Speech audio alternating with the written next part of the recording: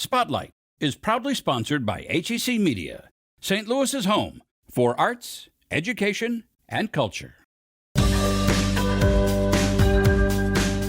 feel like it made me learn about the best practices for teaching. Kind of like an updated parenting manual based on science. This calls for us to be a region that comes together.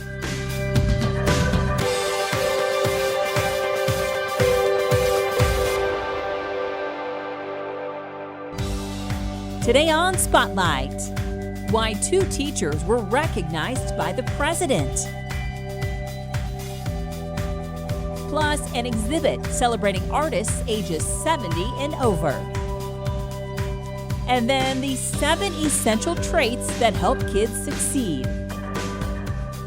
But first, meet Jason Hall, the CEO of Greater St. Louis, Inc. It's Sunday and you're watching the Emmy Award-winning Spotlight. Big changes are happening in the St. Louis area business community. 5 civic organizations have combined forces: Alliance STL, Arch to Park, Civic Progress, Downtown STL, and the St. Louis Regional Chamber now operate as one cohesive group, Greater St. Louis, Inc. Founders say the organization is a switchboard to making things happen in St. Louis. Something that has already happened is a 10-year study on ways to increase jobs in our area. HEC's President Dennis Riggs spoke to CEO Jason Hall about specifics of the plan. What's the plan on jobs, the 2030 plan? It covers a variety of things we need to do over the next decade. One is the recognition that we have to steward inclusive growth if we want to achieve it. There has to be a way to come together, an infrastructure civically. One of the top things on that, in fact, it was the number one thing in all of the forums that the residents voted on, was to actually create Greater St. Louis, Inc., create an institution that we can come together in the community to do this work. Just like if you want to have an art museum, you got to build an art museum, right? And not scatter art throughout the community. You got to have a place we come together to do those things. And that was one of the things we heard loud and clear. So that was actually part of the plan, called for the creation of this institution. It also calls for us to double down on those strengths, those industries where St. Louis is globally competitive, they're growing, and we can bring more jobs to the community. So things like advanced manufacturing. You know, we're one of the great producers of automobiles, airplanes, rail cars, lots of incredible transportation equipment is here. And it calls for us to lean into that. Those are growing industry sectors. So let's go bring more opportunities here. New areas like geospatial. I said, you know, the NGA is building a new $2 billion headquarters, which helps protect our nation. But geospatial or location technology, that's really what powers these new emerging areas like autonomy in vehicles, autonomy in aviation, or if you think about all the apps on your iPhone, as simple as going to the map feature and say, how do I get from A to B? That's drawing on geospatial technology. It's changing everything about the way we make decisions.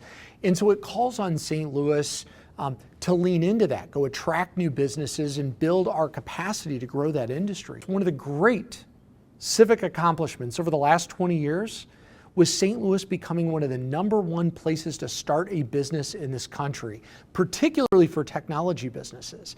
So it calls for us to double down on that commitment. You know, a generation of civic leaders before us built places like T-Rex and Cortex, where startups are fostered. They find mentorship, they find capital to help them grow. We can't lose sight. That helped us get to this moment, and we've got to double down on that.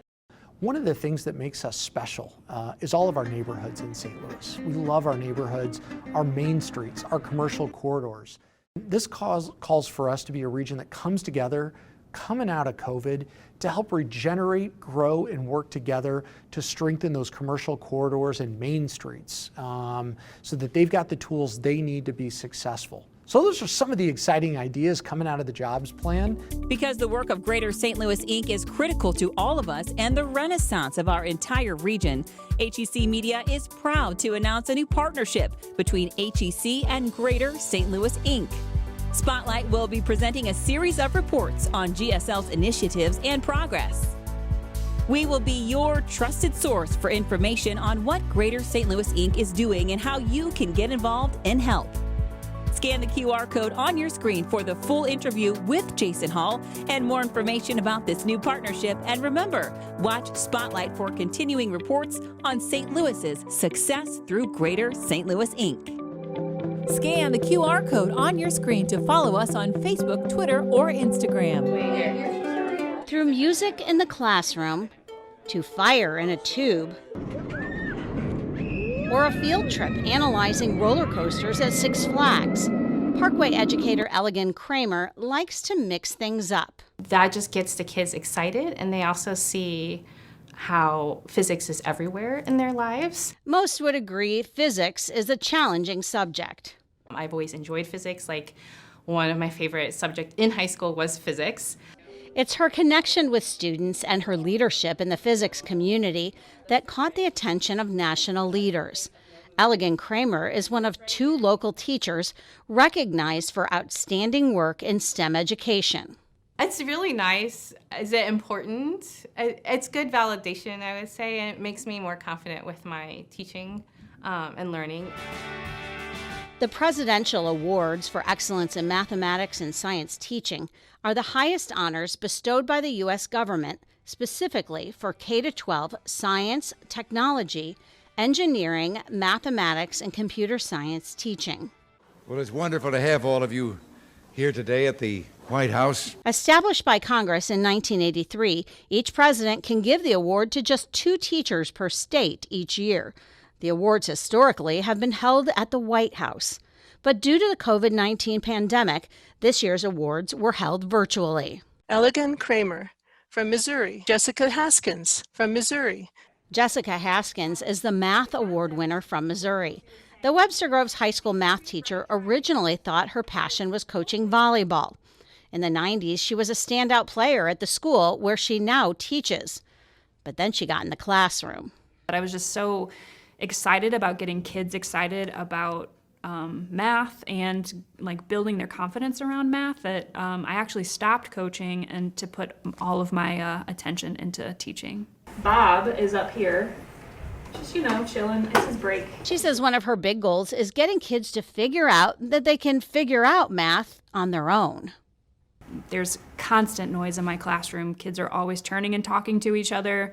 I like to give opportunities for them to try way before I even give hints. And a lot of these kids surprise themselves. Seeing them grow in the space as people as well as mathematicians is just so awesome. Sometimes I can just stand at the front of the room and see them talk, and I'm like a proud mama just going like, oh my gosh, this is so awesome. There are similarities between the local award winners.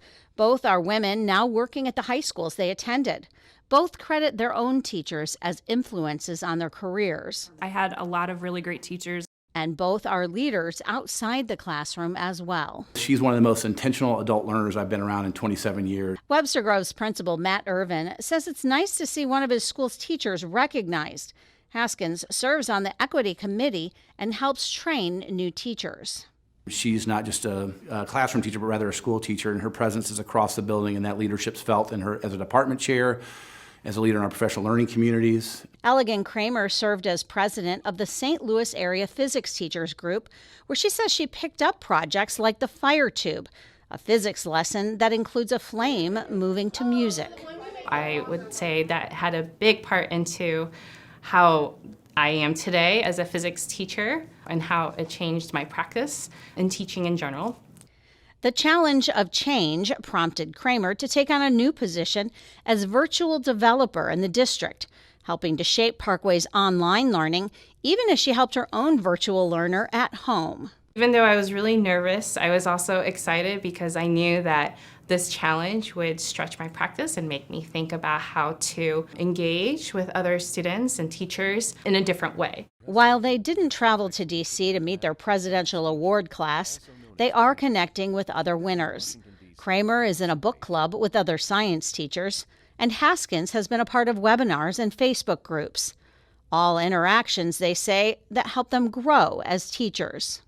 I've always wanted to kind of expand the idea of teaching and for myself and maybe teach teachers. And I've started really being open to taking student teachers on and practicum students just so I can kind of show them a different way of teaching. I feel like it made me realize like this is what a good teacher should do, and it made me learn about the best practices for teaching and how to highlight those. The presidential recognition also includes a $10,000 award from the National Science Foundation. You just never know where that spark is going to come from.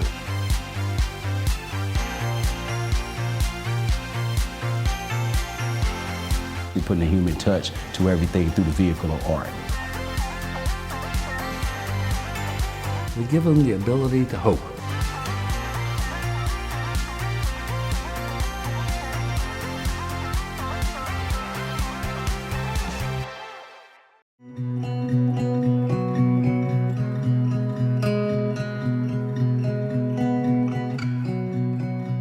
So we're at Art St. Louis and we're presenting Maturity and Its Muse, Celebrating Artistic Experience 2021. And this is an exhibition partnered with Maturity and Its Muse, the St. Louis-based organization that focuses on aging creatively, to present works by artists who are over age 70.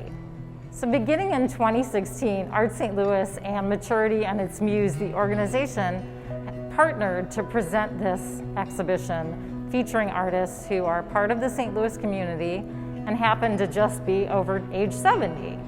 And one of the missions of Maturity and Its Muse, the organization, is to celebrate older adults and engage them in creative pursuits such as literary arts, performing arts, and visual arts. So the visual art aspect is where Art St. Louis comes into play, and we thought it was a really great partnership to work with that organization and highlight the works of St. Louis regional artists who are older adults.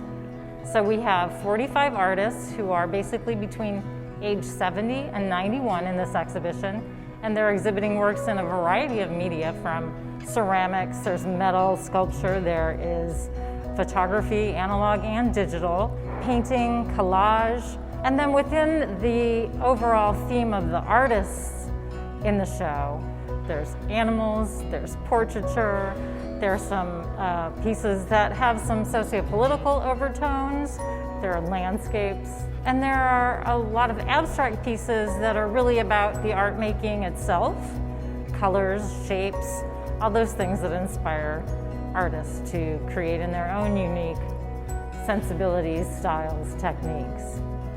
We are very proud to present this exhibit in partnership with Maturity and Its Muse because older adults are a very important part of the community at large, and very specifically the visual art community in St. Louis.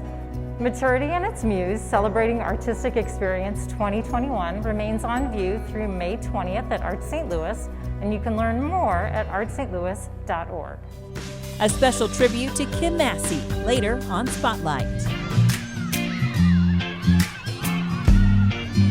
Today's youth. Researchers tell us they're the most educated, gifted, privileged students in generations. But they're also the least happy, most stressed, lonely, depressed, and suicidal. They're less empathetic, suffer burnout faster, and struggle launching out into their own independent lives. I started getting phone calls from counselors across the country saying, "You've got to help us." One was from Arizona that said, "We are living in a suicide belt. We have had 40 kids kill themselves in a 20-mile radius within the last 2 years." Educational psychologist Dr. Michele Borba has never been more concerned about kids, and that's saying a lot. She's been an expert in the field for 40 years and has written 24 books on the topic of raising happy, healthy children. She decided to not only look into the research, but interview all kinds of students from across the country to find out what's going on. They all described themselves as running on empty.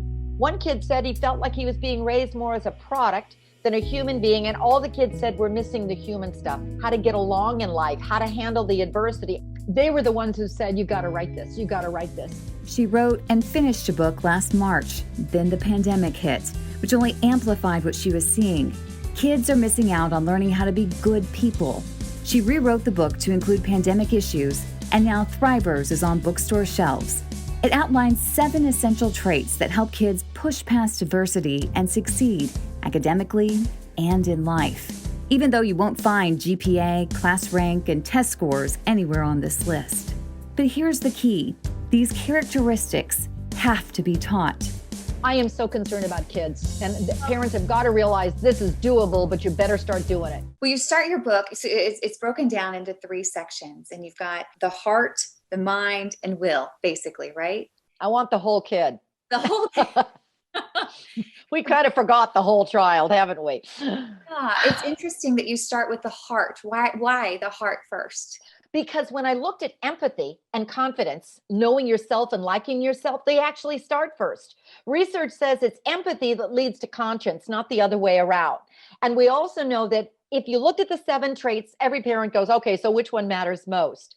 Which one matters most is helping a child know their strengths. They use their strengths to compensate for their weaknesses. And here's the other thing that's really interesting. You want a simple thing to do to help your kid? The strengths are ones that help your kid develop hobbies. Hobbies help your kid decompress. They like to read. They like to do woodwork. They like to knit. I don't care what they like. Gravitate towards that. They actually use those for the rest of their lives. Some kids like the violin. Some kids like to draw. I'm not talking Fortnite. What are healthy hobbies? If they know their hobby, they actually go towards those, says Emmy Werner, and it helps them cope. One of the other character strengths was the perseverance. Our children are having a tough time with perseverance right now because stress is building. Teach them how to manage the stress because that's going to help them focus. Teach them how to manage the stress because it's going to stretch their attention span.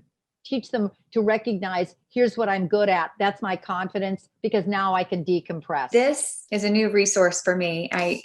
Kids don't come with an instruction manual, but this helps. Oh, thank you. What a compliment. God, Angie, that was the nicest thing ever because that was my goal. Kind of like an updated, simple parenting manual based on late-breaking science. So we don't have time to do this wrong. It's one time to get it right, and we might as well look at what the science says will give us the best results for our kids. Scan the QR code on your screen with your phone's camera to watch the full interview and find out what you should do with your child right before bed to help them sleep better. Or just head to hecmedia.org. HEC Media, bringing you culture and community. Find all of HEC's positive programming and award-winning content at hecmedia.org. The blacksmith is the king of all trades. The blacksmith made the tools before we mass-produced everything. It was the blacksmith who had the ability to work the steel, the iron. And so whether you were a tailor, he made your shears and your needles. If you were a surgeon, he made your saw and your scalpel. If you were a carpenter, he not only made the nails, but the blacksmith made the hammer that you drove the nails with. And that was the stock in trade of a blacksmith, if he had any extra time, is just to make nails.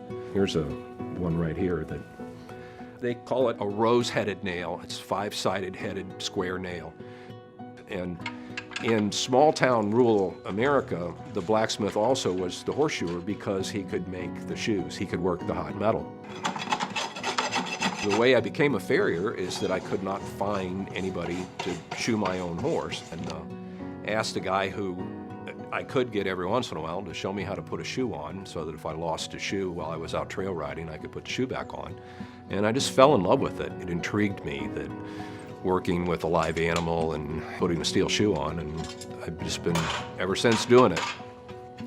In a horse's natural environment, he would wear his foot off at the exact same rate that it would grow. So they don't need anything. The way we use a horse, they need a shoe for protection, but because of that, the foot continues to grow and it does not wear off at all. So at the end of 6 weeks, the angle usually shallows on the horse, so the shoe is removed, the foot is retrimmed to its proper place, and either that shoe is put back on or you forge a new shoe. I do everything hot, so the shoes are forged hot and usually burnt on the foot to make sure that they fit perfectly. And then, of course, the shoe is cooled off and then nailed on and then clenched. The nails are bent over and made into a nice tidy clinch and cleaned up, and you're good to go for another 6 weeks. Most of my work in blacksmithing is I'm a tool maker, and I like making tools for other blacksmiths and farriers. Hammers, tongs, punches, drifts, all the tools that you use every day, that's what I like to make. Your anvil is the most important tool you have. When you're working on the anvil, it is a rhythm that you get into with the hammer. And you'll see a blacksmith oftentimes hit the anvil instead of the work. And what he's actually doing is keeping the rhythm going. As he's looking at what he's doing, he's got that split second to think where the next blow is going to be. He'll keep tapping to keep the rhythm going. I do a lot of my work with power tools, with power hammers, which takes a lot of the strain off of my body, and I can do it a lot faster, and I can work bigger stock. I can work much bigger stock. If you're swinging a 2-pound hammer, there's only so much that you can realistically do to move steel. My power hammers can move a lot of steel in a very short period of time. Today I was going to make a hoof pick, a very ornate hoof pick, and a hoof pick is what a horse owner uses to clean the mud and the rocks and the dirt out of the bottom of their horse's foot. Blacksmithing in general is a series of processes, whether you're upsetting, drawing out, twisting, fullering, and a hoof pick is a lot of those processes. So I'm going to start by cutting the piece of steel and then marking it. It'll be 5/8 square. And then we're going to put some fullering grooves in it. And then it's going to be twisted into a very ornate twist.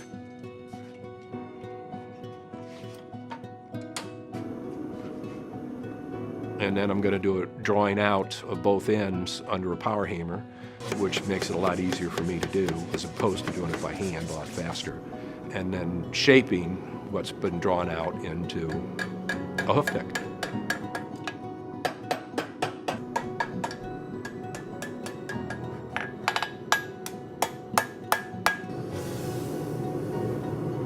This is the finished product. Any blacksmith or farrier in this area knows that my shop is open to them. Jake is with us today. He is a young farrier, makes his living shoeing horses, but he's gotten into knife making, and he comes by and uses my equipment, and he's turning out some beautiful knives. That's actually an old shoeing rest. As soon as they get wore out, we make knives out of them. It's really good high carbon steel, kind of like recycling, actually. And then these are all Damascus. Damascus is pattern welded steel. You weld it together in the forge, and it makes it, when you etch it with the acid, it makes the pattern. The best hobby a guy can have. It's a very rewarding job, and I actually still consider it my hobby. I get up every day and I still want to go to work, so I'm a lucky, lucky person in that respect. It's physically taxing, definitely. I think it keeps me young. You know, in making tools, especially the hammers that I make, I know that that hammer will still be a usable tool 100 years from now. It's a great satisfaction to know that long after I'm gone, it'll still be there. That tool is always going to be used.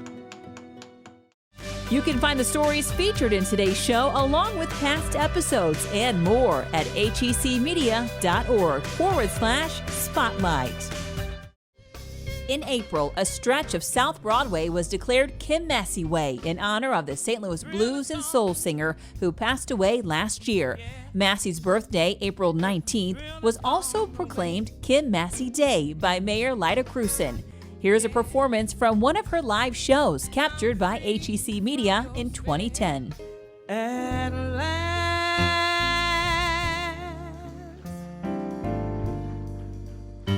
my love has come along.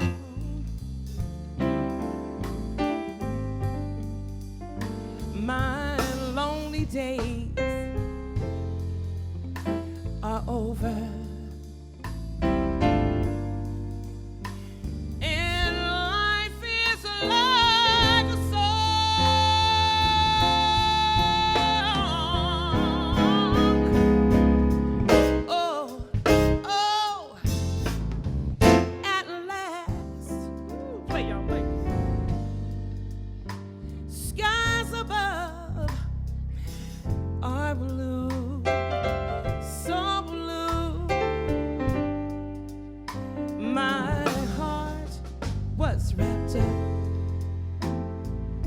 In clover, yes.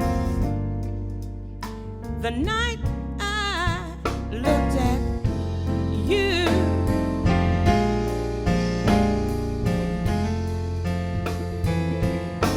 I found a dream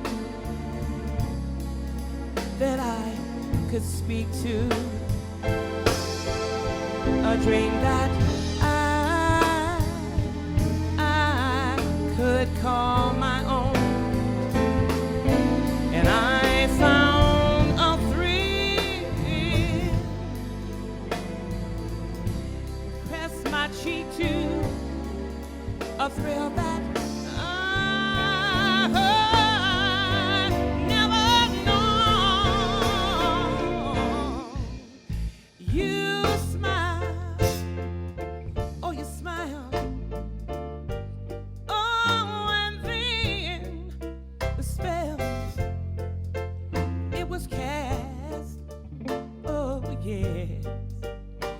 and here we are, oh, in heaven. For you are mine at last. Keep it right there. At last.